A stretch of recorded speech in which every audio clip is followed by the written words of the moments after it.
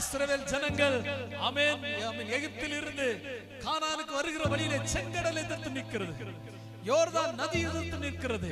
ஹல்லேலூயா. ஆமென். யோர்தான் கரை புரண்டு ஓடிட்டு என்று சொல்லப்பட்டிருக்கிறது. ஹல்லேலூயா.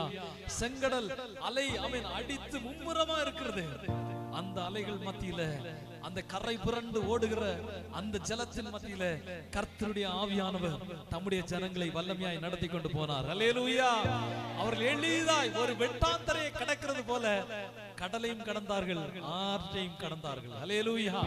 எத்தனை பேர் விசுவாசிக்கிறீங்க இந்த காலவேளையில? எத்தனை பேர் நம்புறீங்க?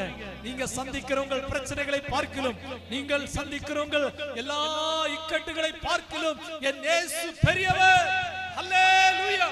நல்ல கரங்களை தட்டி சொல்லுங்க, நல்ல கரங்களை தட்டி சொல்லுங்க, நான் ஆராதிக்கிறேன் இயேசு எல்லா பிரச்சனைகளை பார்க்கிலும் என் இயேசு பெரியவர். ஹல்லேலூயா. ஹல்லேலூயா. அவருக்கு அக்னியா இருந்தாலும் தண்ணீரா இருந்தாலும் அவருக்கு அது லேசான காரியம். ஹல்லேலூயா.